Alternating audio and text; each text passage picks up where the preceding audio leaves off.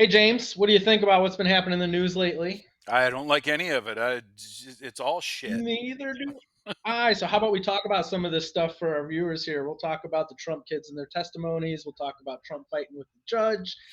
Of course, we're going to have to talk about the Israel Palestine genocide, the elections that we had on Tuesday, the local elections. We'll talk about that too. What do you say? I say yay.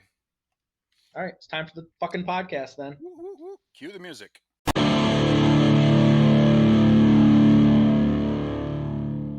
Where people want to make sure that we have. This is what makes America great. The power to protest. The power to have free speech. The power of America.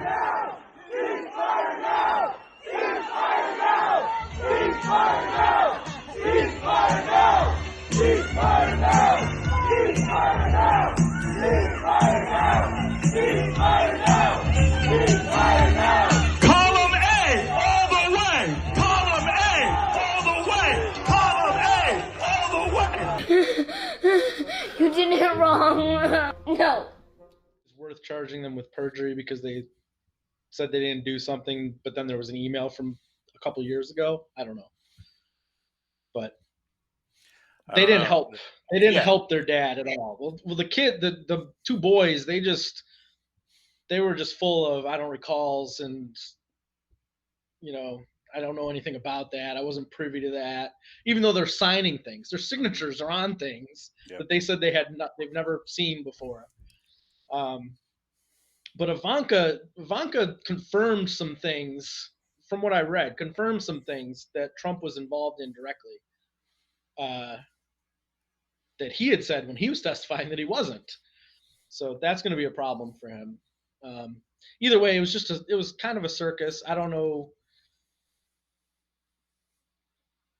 That's not the trial that I care most about. He's already lost that. They've already been found guilty of the fraud. Mm-hmm. I don't see how they're not going to pay $250 million, the full $250 million at the end. And their businesses in New York are going to have to be dissolved. That's going to happen no matter what. So yeah. I'm anxious to move on to that so that the real consequences can start to be felt. And I'm also anxious for the other fucking trials elsewhere to begin to dig their claws into things and get things moving. Right. But it feels like this is going to go. Other trials, they tried to move Trump's attorneys tried to move one of the trials. Yeah. That was the Eileen Cannon trial, right? I think so. That they tried to move and she actually declined to move it. That's interesting. Cannon's was it her or was it fucking? I get them confused. I get them all mixed up. He's on trial in 3 different places right now, with more possibly to come. It's hard to keep it all straight, but it's going to be probably another 11, 12 months before all of them are finished and wrapped up. That puts us past. Well, I mean, yes. Election. Yes, it'll go past election day for sure. Yeah. He'll still be actively on trial on election day. That's not going to stop his voters, probably. But God, how does he have voters? What the fuck is going on? All right. Actually, can we let's skip and go ahead let's talk about the elections that happened on Tuesday. Yes. Extra. Not now. My dog is insert himself. What a good boy. Dude, get out of here. All right. So the local elections on Tuesday, where I live in Pennsylvania, we were voting on judges. It was pretty much all judges. And all the Democrats won where I live, but I live in a city that's pretty heavily Democratic. Mm-hmm. Although there was a Supreme Court justice, that all of Pennsylvania was voting on, where the Democrat won also. And all of that is 100% because of the Republicans' insistence on banning abortion everywhere. That is why they're losing elections at this point. Honestly, I don't care if they want to keep doing that and keep losing elections. Fine with me. Well, yeah, like I said, we voted. There were some city council seats, but it was mostly judges, county judges. Speaking of judges, I got summoned for federal jury duty. Yeah, you were telling me I that. don't know why that just popped in my head. So that starts on December 3rd. I Is was that on the a juror. I was on a jury for a county jury in March. That's what I was I going to got ask. seated on a jury. I thought that might excuse me for a little while, but I guess the federal system is different. So, Hmm. so that'll be interesting. So are you not going to be able to work the entire time you're on that jury duty? Now the way I read it is like I'm basically like on call for 3 weeks. I don't necessarily have to show up every day. Okay. It depends on if they need me for a trial. I guess I don't know. So they don't have you pegged for a specific trial yet. They've just got you in the active. No, yeah. So the only thing I know is I have to be there at 8 o'clock on December 3rd because that's day one. Hmm. And then if they don't need me, I'll go to work, I guess, and then I'm on call for the rest of the time. But that's different than the county. And for the county jury, you just show up on your day, and if you get selected, you're on the jury. If you don't, you're done. They don't like Mm-hmm. bring you back for another trial. Yeah. But apparently, the federal thing works differently. But anyway, so back to the elections. I don't live in a state where they put stuff. We don't have ballot initiatives where we get to vote directly on issues, which I really wish I did. But Ohio, they do have that. Voters get to vote on specific issues directly. 2 issues were on the ballot this past Tuesday in Ohio. One was legalization of marijuana for recreational purposes, and the other was enshrining the right to abortion in the state constitution. And both of those passed overwhelmingly.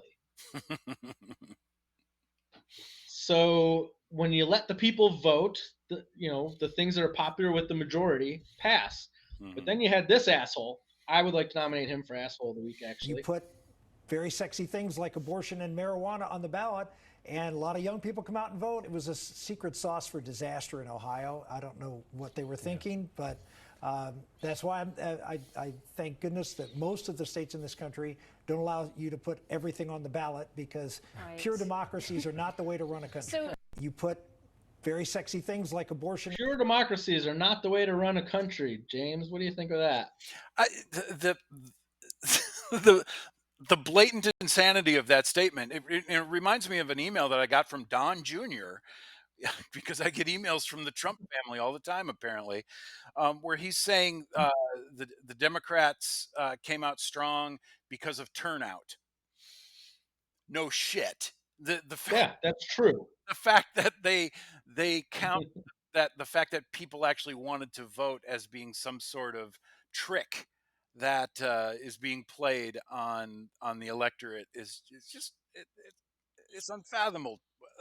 So here in Pennsylvania, we had the highest turnout since 2003 in a non-national election year. That's pretty impressive. Yeah. So, I mean, first of all, turnout in non-national election years is low. It just is. Mm-hmm. It's low.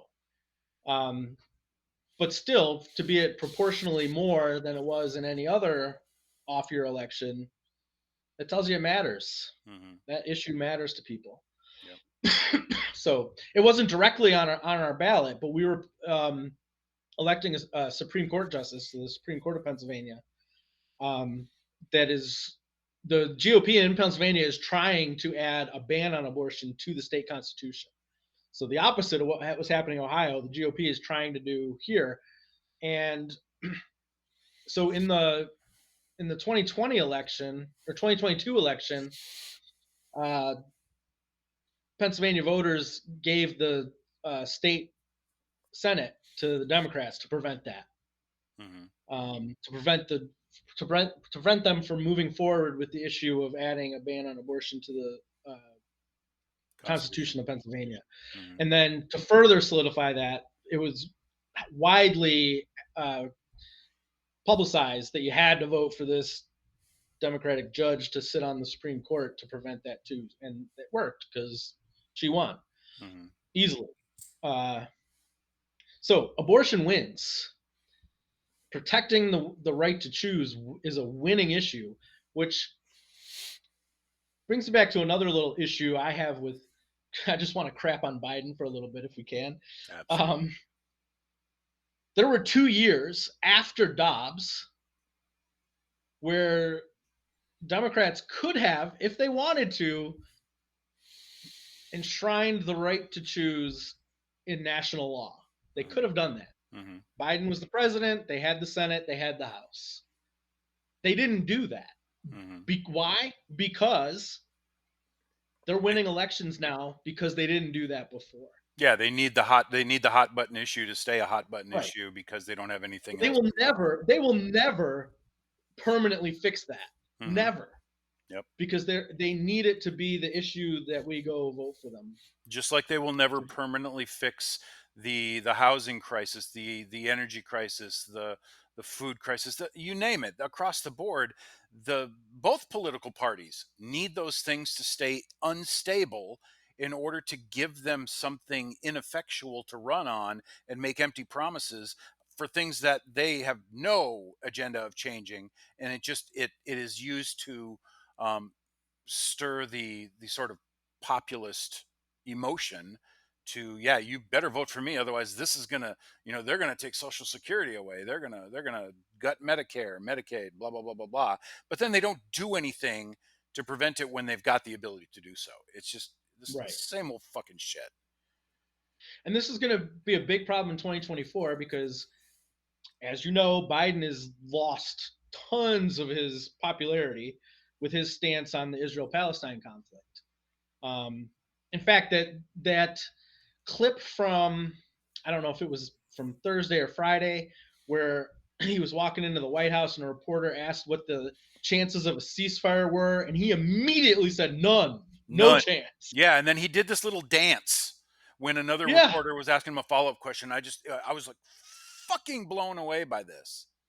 Oh, that made I was seething. I was Yeah. like, what the fuck, Joe? How can you be so He has to tone know deaf? that he's costing himself the re-election with this stance. Yep.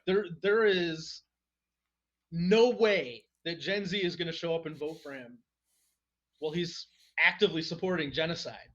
Not just him, but any of the representatives, senators, so forth that are in lockstep with him on this issue.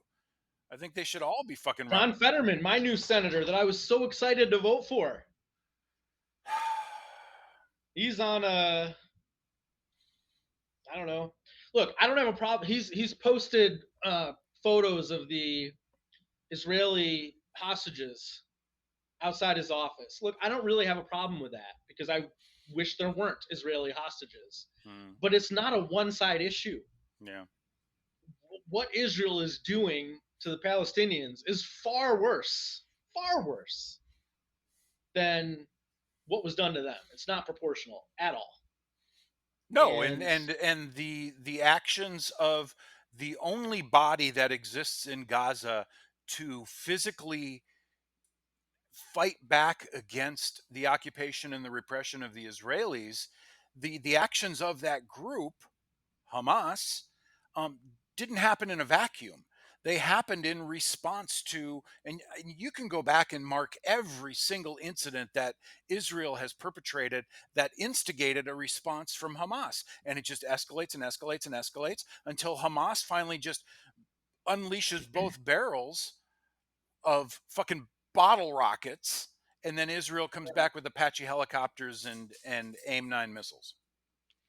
Well, I'll tell you, the other Arab nations are getting a little restless about, they want to do something. I hope so. And I don't know what the fuck is Joe Biden going to do if, Saudi Arabia, Jordan,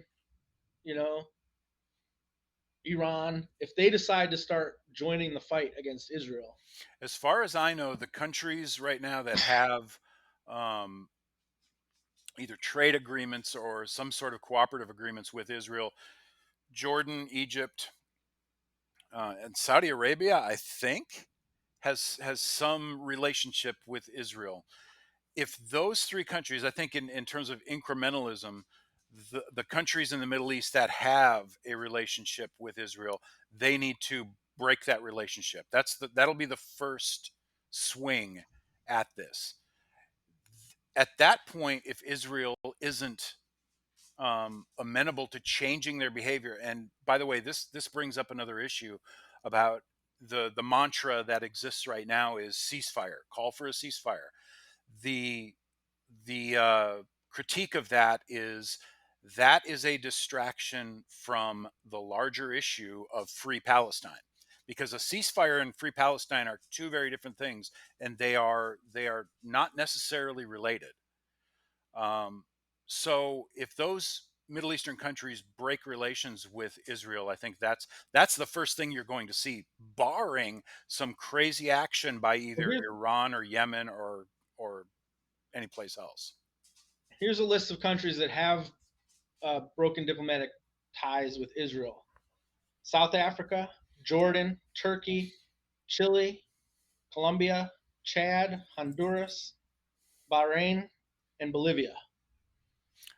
So Jordan and Bahrain are really the only. I mean, Chad, no, that's not a Middle Eastern country so much as Jordan and Bahrain are. I'm surprised that Jordan did. I haven't seen anything from King Hussein that indicated that.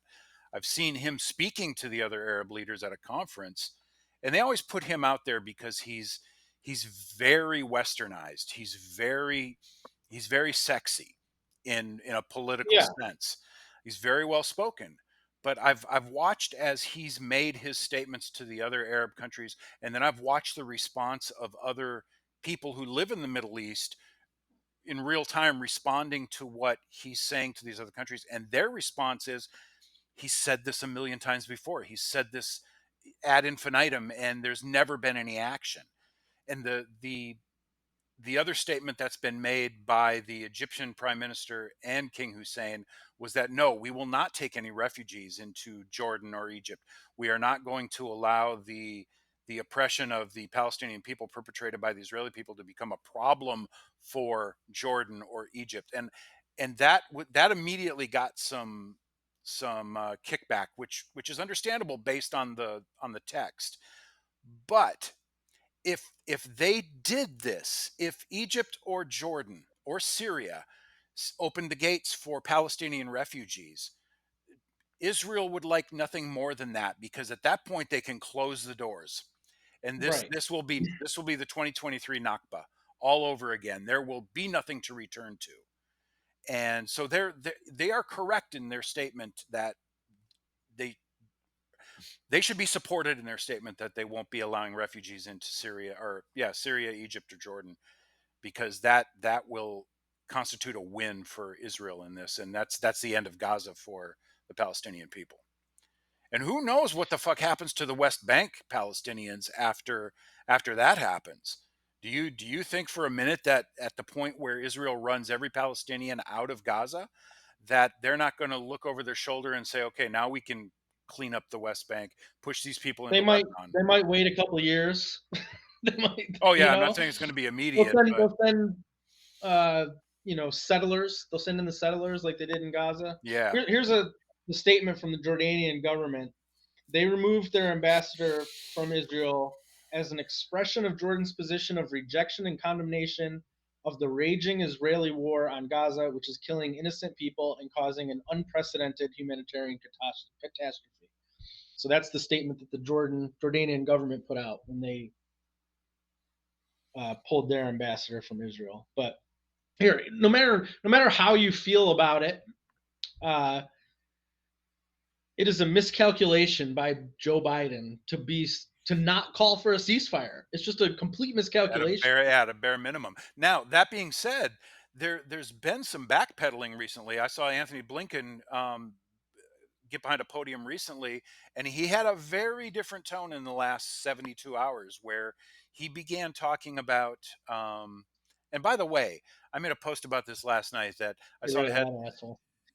Yeah, I saw a headline said United States expresses concern as Gaza death toll surpasses 11,000. I said the translation to that is if you're among the 10,999 that died before this 11,000, you got what you deserved. That's the attitude of this administration. But Blinken got behind a podium and he's expressing a very different tone. And he made a statement that I was surprised that he made, where he said, we need to see a solid resolution to this, which includes equal securities for both sides. So to me, what that implies is that we are going to go back to talking about a two-state solution, hopefully at the very least talking about a return to the 1967 borders.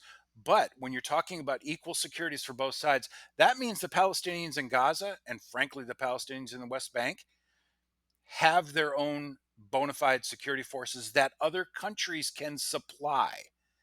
So the Palestinians in Gaza, but they also need control over they need to bring in their own goods. oh yeah, total free trade. They need all that. All the barriers, all the walls, all the bullshit that exists in Israel right now that targets only the Palestinians needs to be completely fucking gone. And I wish I downloaded it. There was the Irish, I don't know what it was, some Irish political body called the Israeli ambassador in for a hearing, and one Irish politician just went on about a 10-minute rant that was quite good, actually. Very good. I wish I downloaded it so we could show it to everybody. Was it the woman? No, it was a man. I've seen the woman too, though. I think she's in like the European Union. Mm-hmm. Yeah. I think court. She's Irish, but I think I know who you're talking about. I've seen those videos as well. But yeah, there's nobody's really quite put the right thoughts that I have about it into words better than the Irish have lately. Really. And you know what's shameful about that is Joe Biden always claims to be so proudly Irish and proud of his Irish heritage. He is so out of touch with the stance that Ireland has had on the Palestinian issue since forever. The Irish have always been allies of the Palestinians. And Biden's, where the fuck is he on this? He's on the opposite side. All right. I got one more thing I want to talk about. There was a town in Michigan, a rural town, right? That on Tuesday they were having their elections, and every single incumbent in the town lost. They replaced their entire council, the mayor, everybody. Why? Do you want to take a guess? No. Okay, so there was a Chinese company that bought some land in the town, and they were going to build a battery factory, right? Mm-hmm. In that town. 2,300 jobs it was going to create for the locals in that town, right? Increase the tax base, would have made everything better, right? But the people don't want it because China. Oh, for fuck's sake. China. We don't want jobs. We don't want your money. It's like those batteries are still going to get built. They're just going to get built somewhere else and shipped to your town. It'll be more expensive, and 2,300 of you dumbasses are going to not have jobs because of it, right? We should be extremely thankful whenever a foreign company wants to build the factory here. Anytime they want to do that, yes, please do that. Yeah. That's crazy. These idiots in trying to find the name of the town.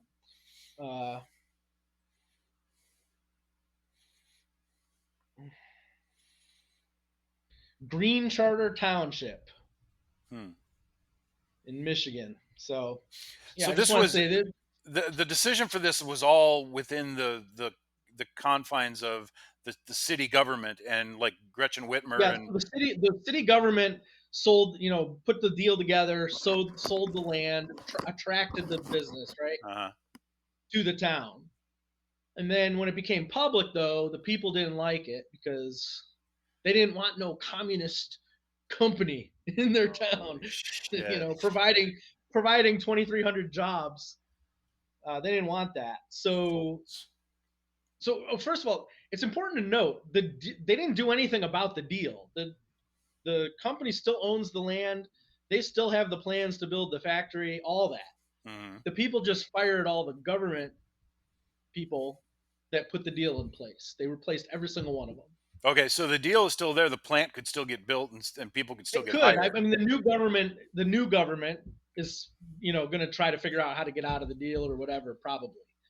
But yeah, but I'm just saying, these people are stupid. Yeah, They're stupid. Yeah. They're shooting their own foot, shooting themselves in the foot, just for some ideological bullshit that they don't even know what they're talking about. Yep. Having a Chinese company build a factory in your town doesn't make you Chinese. Doesn't make you communist. It's not like a disease. You don't catch communism from the factory you work in.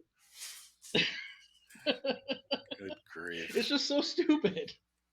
I hadn't heard about that. I'm glad you brought that to my attention. That is priceless. Yeah, Green Township, Michigan. Look it up. It's just so silly. All right. I'm out of stuff. I feel like this was a shorter episode than usual. I'm out of stuff I want to talk about. I do have a video to lighten the mood though, even though we were just laughing at these idiots in Michigan. Unless you have something to add. I do today. Not. Cue it up if you got it. All right, so I don't think you've seen this video. It's going to be in the middle, so move yourself out of the way. To me, this is just a funny video to me. So here we go.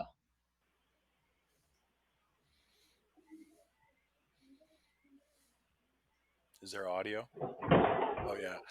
Oh yeah. Safe. I did see that last week.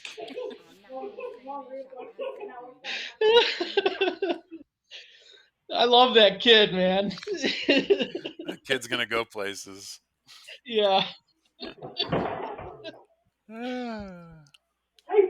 Yeah, so that was my favorite lighthearted video. Hey Baxter, you want to say hi? Okay, buddy. That was my favorite lighthearted video of the week. So very well played. Excited to share that. All right, James, are we done with another episode of Leftist Lens, or what do we say? I feel like we are. I think we've covered what needs to be covered. Next week is a holiday weekend. Are you still wanting to do this, or you want to skip next week? We can skip next week. Sounds like a plan. Unless something monumental happens, absolutely needs to be talked about. I can make myself available. All right. All right. Then. Adios, See you next people. week. See you next week.